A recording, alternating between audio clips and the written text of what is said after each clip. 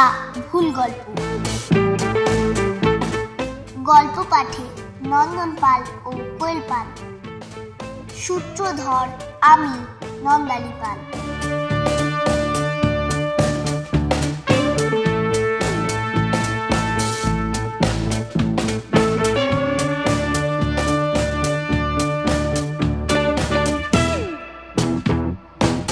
শুরু হচ্ছে সুকুমার রায়ের লেখা ভুল গল্প।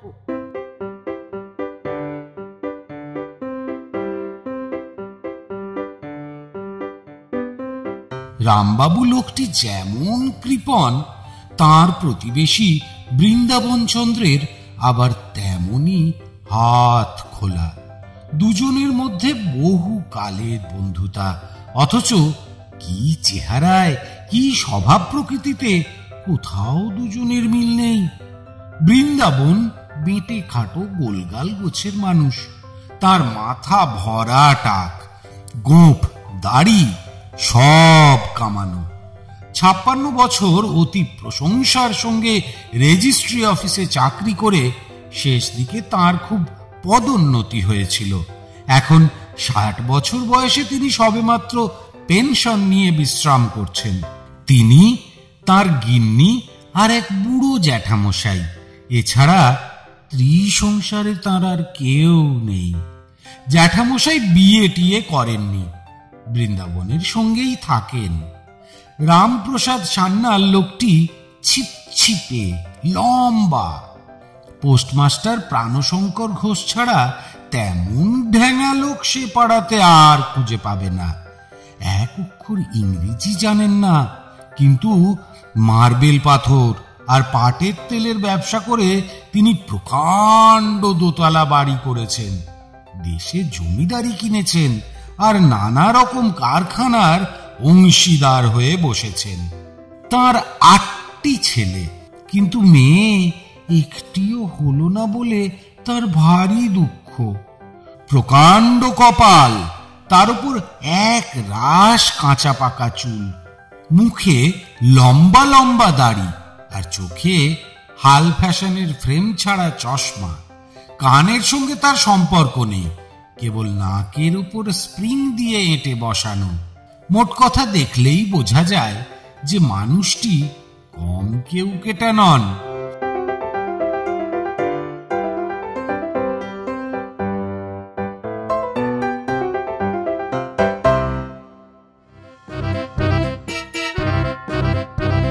প্রতিদিন সন্ধ্যা হতেই পাড়ার মাতব্বর বাবুরা সবাই রামবাবুর বৈঠকখানা ঘরে এসে জোটেন, আর পান, তামাক, চা, বিস্কুট, সন্দেশ ইত্যাদির সঙ্গে খুব হাসি তামাশা গল্পগুজব চলতে থাকে। বৈঠকখানা ঘরটি বেশ বড়, মেঝের উপর প্রকাণ্ড ফরাস পাতা, আর তার উপর কতকগুলো মোটাসোটা তাকিয়া আর রংচঙে হাত পাখা এদিক ওদিক ছড়ানো। তাছাড়া ঘরের মধ্যে কোথাও চেয়ার টেবিল বা কোন রকম আসবাবপত্র একেবারে নেই। পোস্টমাস্টার বাবু, হরিহর ডাক্তার, জ্যোতিষ রায় হেডমাস্টার, ইন্সপেক্টর বাড়ুজ্জে প্রভৃতি অনেকেই সেখানে প্রায় প্রতিদিন আসেন। বৃন্দাবন বসু বড় লাজুক লোক। প্রথম প্রথম সেদিকে বড় একটা ঘেঁষতেন না। সে পাড়ায় তিনি সবে নতুন এসেছেন, কারো সঙ্গে আলাপ পরিচয় নেই, খালি পোস্টমাস্টার বাবুর সঙ্গে একটু জানাশোনা। যা হোক, পোস্টমাস্টার বাবু নাছোড়বান্দা লোক। তিনি বড়দিনের ছুটির মধ্যে এক রবিবার একরকম জোর করেই তাকে রামবাবুর বাড়ি নিয়ে গিয়ে হাজির করলেন। প্রথম দিনের পরিচয়েই দুজনের আলাপ এমন জমে উঠল যে তারপর থেকে রামবাবুর বৈঠকে যাবার জন্য বৃন্দাবন চন্দ্রকে আর কোনো তাগিদ দেওয়ারই দরকার হয় না। এই ঘটনার 7 দিন পরে একদিন রামবাবুর বৈঠক খুব জমেছে। মানুষকে চিনতে না পারার দরুন কত সময় কত অদ্ভুত ভুল হয় তাই নিয়ে বেশ কথাবার্তা চলছে। হরিহর বাবু বললেন, আমি একবার যা ফ্যাসাদে পড়েছিলাম সে বোধহয় আপনাদের বলিনি। সে প্রায় 20 বছরের কথা। একদিন সন্ধ্যার সময় খাওয়া দাওয়া সেরে একটু শিগগির ঘুমোবো ভাবছি। এমন সময় আমার ডিসপেন্সারির চাকরটা এসে খবর দিল প্রমথ বাবু এসেছেন। প্রমথ মিত্তির তখন তার মাথার ব্যারামের জন্য আমাকে দিয়ে চিকিৎসা করাতো। সেদিন কথা ছিল আমি তার জন্য একটা মিক্সচার তৈরি করিয়ে রাখবো, সে সন্ধ্যার সময় সেটা নিয়ে যাবে। তাই চাকর এসে খবর দিতেই আমি ওষুধের শিশিটা তার হাতে দিয়ে সেই সঙ্গে একটা কাগজে লিখে দিলাম, ওষুধটা এখনই 1 দাগ খাবেন। দুর্বল মস্তিষ্কের পক্ষে কোন রকম মানসিক পরিশ্রম বা উত্তেজনা ভালো নয়, এ কথা সর্বদা মনে রাখবেন। তাহলেই আপনার মাথার ব্যারাম শিগগির সারবে। মিনিট খানেক যেতে না যেতেই চাকরটা ঘুরে এসে খবর দিল যে বাবুটি চিঠি পড়ে বেজায় খাপ্পা হয়েছেন এবং দাওয়াইয়ের শিশিটি ভেঙে আমায় গাল দিতে দিতে প্রস্থান করেছেন। শুনে তো আমার চক্ষু স্থির। যা হোক, ব্যাপারটা পরিষ্কার হতে বেশি দেরি হলো না। একটু সন্ধান করতেই বোঝা গেল যে লোকটি মোটেই প্রমথ মিত্তির নয়, আমারই মামা শ্বশুর বাঁশবেড়ের প্রমথ নন্দী। যেরকম বদমেজাজি লোক, সেই রাতেই আমাকে ছুটতে হলো বুড়োর তো আজ করবার জন্য। বুড়ো কি সহজে ঠান্ডা হয়? তাকে অপমান করা বা তার সঙ্গে ইয়ার্কি করার যে আমার মোটেই অভিপ্রায় ছিল না, এবং ওষুধটা কিংবা চিঠিটা যে তাঁর জন্য দেওয়া হয়নি, এই সহজ কথাটি তাঁর মাথায় ঢোকাতে প্রায় 2 ঘন্টা সময় লেগেছিল। এদিকে বাসায় ফিরে শুনি প্রমথ মিত্তির এসে তাঁর ওষুধ তৈরি না পেয়ে বিরক্ত হয়ে চলে গেছে। পরদিন সকালে আবার তাকে বুঝিয়ে সুঝিয়ে ঠান্ডা করি। ডাক্তারের গল্প শুনে ইন্সপেক্টর বাবু বললেন, আপনার তো মশাই অল্পের ওপর দিয়ে গেল। আমার ওই রকম একটা ভুলের দরুন চাকরি নিয়ে টানাটানি পড়েছিল। সেও বহুদিনের কথা। তখন আমি সবে মাত্র পুলিশের চাকরি নিয়েছি, ঘোষপুরের বাজার নিয়ে। সে সময় সুদাস মণ্ডলের সঙ্গে রায়বাবুদের খুব ঝগড়া চলছে। একদিন বিকেলে খবর পাওয়া গেল আজ সন্ধ্যের পর সুভাষ লাঠিয়াল নিয়ে বাজার দখল করতে আসবে। ইন্সপেক্টর যোগিন বাবুর হুকুমে আমি 6 জন কনস্টেবলকে নিয়ে সন্ধ্যার কাছাকাছি ঘোষপুরে গিয়ে উপস্থিত হলাম। বেশিক্ষণ অপেক্ষা করতে হলো না। সন্ধ্যার একটু পরেই দেখলাম নদীর দিক থেকে কিসের আলো আসছে। মনে হচ্ছে কারা যেন কাঁঠাল তলায় বসে বিশ্রাম করছে। ব্যাপার কি দেখবার জন্য আমি খুব সাবধানে একটা ঝোপের আড়াল পর্যন্ত এগিয়ে গেলাম। গিয়ে দেখি একটা মশালির ঝাপসা আলোয় লাঠি হাতে কয়েকটা লোক বসে আছে, আর একটা পালকির আড়ালে 2 জন লোক কথাবার্তা বলছে। কান পেতে শুনলাম। একজন বলল, সুদাসদা, কত দূর এলাম? উত্তর হলো, এই তো যোধপুরের বাজার দেখা যাচ্ছে। অমনি আর কথা নেই।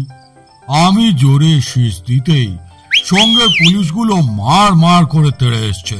পুলিশের সাড়া পাবা মাত্র সুদাসের লোকগুলো বাপরে মারে করে কে যে কোথায় সরে পড়ল তার ধরতেই পারা গেল না। কিন্তু পালকির কাছে যে 2 লোক ছিল তারা খুব সহজেই ধরা পড়ে গেল। তাদের একজনের বয়স অল্প, চেহারাটা গোয়ার গোবিন্দ গোছের। বুঝলাম এটাই সুদাস মণ্ডল। সে আমায় তেড়ে কি যেন বলতে উঠেছিল। আমি এক ধমক লাগিয়ে বললাম, হাতে হাতে ধরা পড়েছ বাপু, এখন রোগ করে কোনো লাভ নেই। কিছু বলার থাকে তো থানায় গিয়ে বলো। শুনে তার সঙ্গের বুড়ো লোকটা ভেউ ভেউ করে কেঁদে খানিকক্ষণ অনর্গল কি যে বুকে গেল। আমি তার কিছুই বুঝলাম না।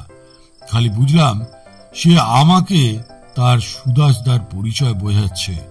আমি বললাম, অত পরিচয় শোনবার আমার দরকার নেই। আসল পরিচয়টা আজ ভালো রকমই পেয়েছে।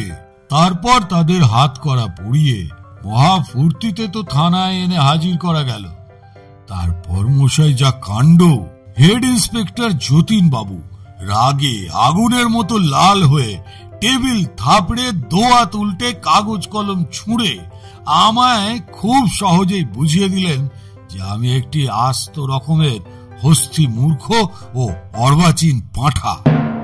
যে লোকটিকে ধরে এনেছি সে মোটেও সুদাস মণ্ডল নয়, তার নাম সুভাষচন্দ্র বোস। সে যতীন বাবুর জামাই। সঙ্গের লোকটি তার ঠাকুরদার আমলের চাকর। যতীন বাবুর কাছে তারা আসছিল।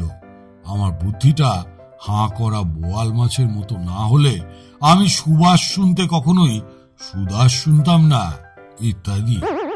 অনেক কষ্টে, অনেক খোসামুদি করে, অনেক হাতে পায়ে ধরে সে যাত্রায় চাকরিটা বজায় রাখতে হয়েছিল। ইন্সপেক্টরের গল্প শেষ হতেই বৃন্দাবনচন্দ্র টিকি দুলিয়ে বললেন, আপনাদের গল্প শুনে আমারও একটা গল্প মনে পড়ে গেল। সেও ওই রকম উদর বোঝা বুদর ঘাড়ে গোছের গল্প। তবে ভুলটা আমি নিজে করিনি, করেছিল আমার ভাইপো, সেই যে ছোকরাটি এখন মেডিকেল কলেজে পড়ে। একদিন সন্ধ্যার সময়ে ঘরের মধ্যে বসে আছি।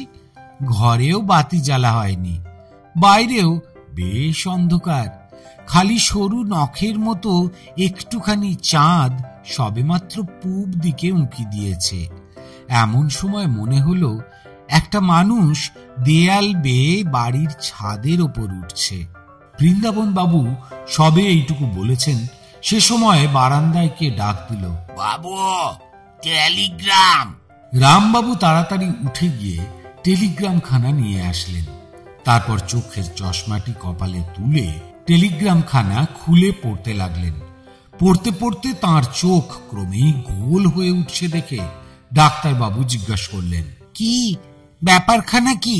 রামবাবু ধপাস করে সোফার উপর বসে পড়লেন, বললেন, এই দেখুন না, দেশ থেকে পরেশ টেলিগ্রাম করেছে, serious accident, come home immediately, অর্থাৎ কিনা গুরুতর দুর্ঘটনা, শীঘ্র বাড়ি আসুন।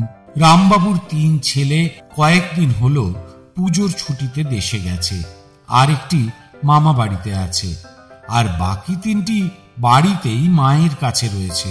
রামবাবু বললেন, এত লোক থাকতে পরেশ ছোকরাটাকে দিয়েই বা টেলিগ্রাম করাতে গেল কেন? 2 পয়সা খরচ করে বড়রা কেউ একটু ভালো করে গুছিয়ে টেলিগ্রাম করলেই পারত। এখন যে কি করি, আজ বৃহস্পতিবার, এ সময় রওনাই বা হই কেমন করে, কিছুই বুঝতে পারছি না।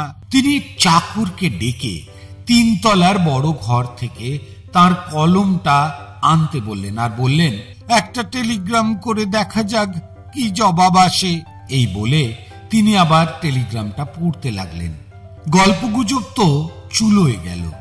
সবাই মিলে ভাবতে বসলো, এখন কি করা যায়। এমন সময় রামবাবু হঠাৎ বলে উঠলেন, ও কি, এ কার টেলিগ্রাম? এ তো দেখছি রমাপদ সেন লেখা। আমার কি যে চোখ হয়েছে, আমি পড়ছি রমাপ্রসাদ সান্যাল।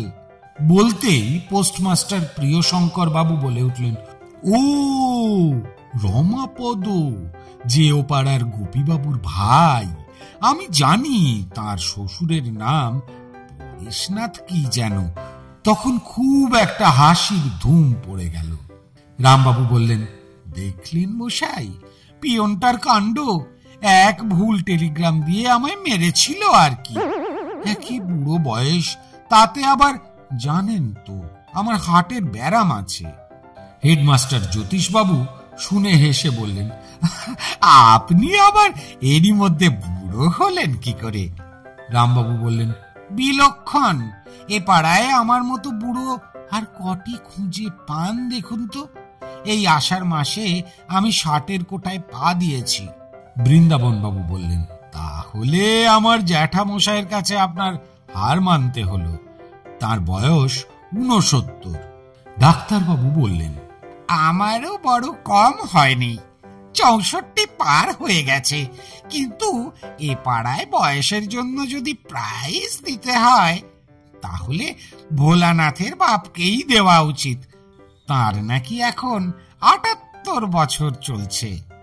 এই রকম বাজে কথা চলছে এমন সময় বড় বড় বারকোষের ওপর থালা সাজিয়ে রামবাবুর 3টি চাকর খাবার নিয়ে হাজির। কচুরি, নিমকি, সন্দেশ থেকে পিঠে পায়েস পর্যন্ত প্রায় 12-14 রকমের খাবার। ডাক্তার বললেন, বাপরে, এ যে বিরাট আয়োজন, ব্যাপারখানা কি?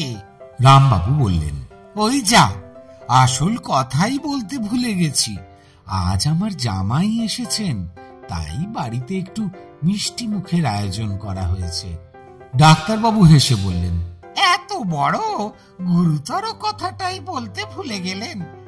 আপনার বয়সটা নিতান্তই বেড়ে গেছে দেখছি। বৃন্দাবন বাবু বললেন, তা হোক, আজকের বৈঠকে অনেক রকমই ভুলের কাণ্ড শুনলাম আর দেখলাম, কিন্তু এ ভুলটি বেশি দূর গড়ায়নি। আসুন এখন ভুলটা সংশোধন করে নেওয়া যাক। ভুল গল্পের ভুলগুলি। গোড়াতেই রামবাবুকে কৃপণ বলা হয়েছে, কিন্তু গল্পে তার স্বভাবের যে পরিচয় দেওয়া হয়েছে তা মোটেই কৃপণের মতো নয়। বলা হয়েছে রামবাবু ও বৃন্দাবন বাবুর মধ্যে বহু কালের বন্ধুতা, অথচ পরেই বলা হয়েছে কারো সঙ্গেই বৃন্দাবন বাবুর আলাপ পরিচয় নেই। প্রথমেই বৃন্দাবন বাবুর মাথা ভরা টাক বলা হয়েছে, অথচ তিনি টিকি দোলাচ্ছেন। প্রথমে বলা হয়েছে তার বয়স 60, কিন্তু তিনি চাকরি করেছেন 56 বছর। বলা হয়েছে যে গিন্নি আর জ্যাঠামশাই ছাড়া তার আর কেউ নেই, কিন্তু পরে তার এক ভাইপোকে হাজির করা হয়েছে। প্রথমে পোস্টমাস্টারের নাম বলা হয়েছে প্রাণশঙ্কর, পরে লেখা হয়েছে প্রিয় শঙ্কর। রামবাবু ইংরেজি জানেন না, অথচ তিনি চটপট ইংরেজি টেলিগ্রাম পড়ছেন। রামবাবু পাটের তেলের ব্যবসা করেন, কিন্তু এরকম কোনো তেল বা ব্যবসার কথা শোনা যায় না। তার বাড়ি দোতলা বলা হয়েছে, কিন্তু চাকর গেল 3 তলায়। রামবাবুর 8টি ছেলে, কিন্তু মাত্র 7টির হিসেব পাওয়া যাচ্ছে। রামবাবুর মেয়ে নেই, কিন্তু তার এক জামাই এসে হাজির। তার চশমার যে বর্ণনা দেওয়া হয়েছে সেইরূপ চশমা কপালে তোলা যায় না। প্রথমে বলা হয়েছে ঘরে কোনো রকম আসবাবপত্র নেই, কিন্তু পরে সোফার উল্লেখ করা হয়েছে। বলা হয়েছে বড়দিনের ছুটির মধ্যে এক রবিবার বৃন্দাবন রামবাবুর সঙ্গে দেখা করলেন। গল্পের ঘটনা তার 7 দিনের পরে, সুতরাং সেদিন বৃহস্পতিবার হতেই পারে না। বড়দিনের সপ্তাহখানেকের মধ্যেই পুজোর ছুটি অসম্ভব। বৃন্দাবন বাবুর বয়স গোড়াতেই 60 বলা হয়েছে, তাহলে তাঁর জ্যাঠামশায়ের বয়স মোটে 69 হতেই পারে না। চাঁদকে যখন আমরা সূর্যের কাছাকাছি দেখি তখনই তার চেহারা থাকে সরু নখের মতো। সন্ধ্যার সময় পূব দিকে অর্থাৎ সূর্যের উল্টো দিকে তারও রকম চেহারা অসম্ভব।